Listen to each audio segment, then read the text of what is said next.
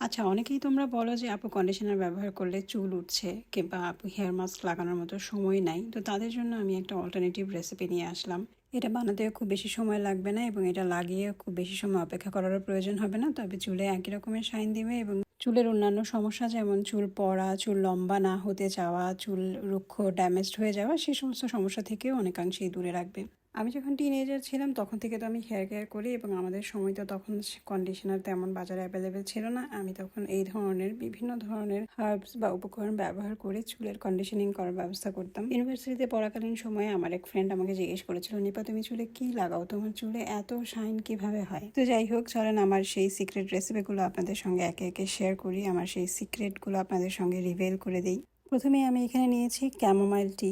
আপনাদের কাছে যদি ক্যামোমাইল টি না থাকে তাহলে আপনারা যে কোনো ধরনের গ্রিন টি অথবা ব্ল্যাক টিও নিতে পারেন, কোনো সমস্যা নেই। তবে ক্যামোমাইল অথবা গ্রিন টি এই দুইটা অপশন হলে বেশি বেটার হয়। আমি এই টিটা নিয়েছি এবং সেই সঙ্গে অনেকেই রোজমেরি চিনতে পারেন না। তো এই রোজমেরির দানাগুলো হচ্ছে এইরকম। এটা শুকনো রোজমেরি। আমি যদি কখনো ফ্রেশ রোজমেরি দেখি তখন ভিডিও করে আপনাদেরকে দেখাবো। আমার কাছে ফ্রেশ রোজমেরি নেই, আমি শুকনো রোজমেরি সুপার শপ থেকে কিনেছি।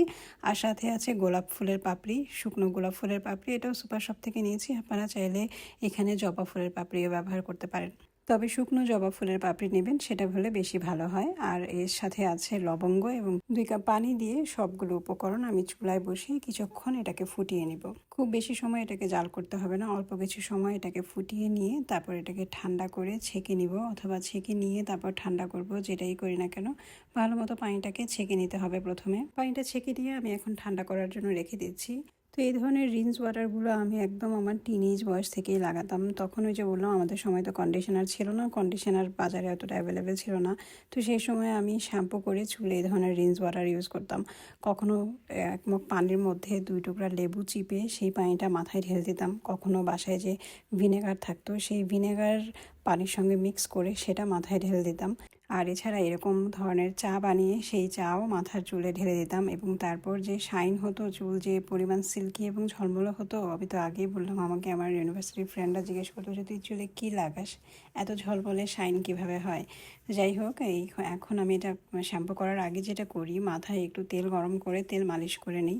তেল মালিশ করে নিয়ে কিছুক্ষণ রাখি, 1 ঘন্টার মতো রাখতে পারলে ভালো, এবং ততক্ষণে এই পানিটা একদম ঠান্ডা হয়ে যায় এবং তারপর ভালো মতো শ্যাম্পু করে নিই। অনেকেই বলেন শ্যাম্পু করার পরেও চুল আঠা আঠা থাকে, মাথা থেকে তেল যেতে চায় না। তাদেরকে বলবো অবশ্যই 2বার শ্যাম্পু করবেন। প্রথমবার মাথার ত্বকে কিছুটা শ্যাম্পু নিয়ে ভালো মতো মালিশ করে ধুয়ে ফেলবেন। তারপরে আরেকবার যখন নেবেন তখন দেখবেন যে অনেক ফেনা হচ্ছে এবং তখন খুব ভালো মতো ধুয়ে ফেলবেন।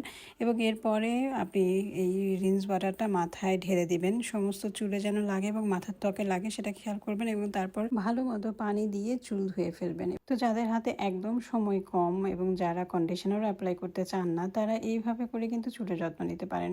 এটা খুব বেশি দিন করতে হয় না, মাসের মধ্যে 2বার এরকম করে করবেন, অথবা সপ্তাহে অন্ততপক্ষে 1বার করবেন, তাহলেই হবে। তো আজকে এই পর্যন্তই। পরবর্তীতে আরও নতুন নতুন ভিডিও নিয়ে আপনাদের সঙ্গে হাজির হয়ে যাব। ভিডিও ভালো লাগলে ভিডিওটি শেয়ার করে দিবেন এবং আমাকে কমেন্টস করে জানাতে তো ভুলবেন না আপনাদের আর কি ধরনের প্রয়োজন আছে। আজকে বিদায় নিচ্ছি, আল্লাহ হাফেজ।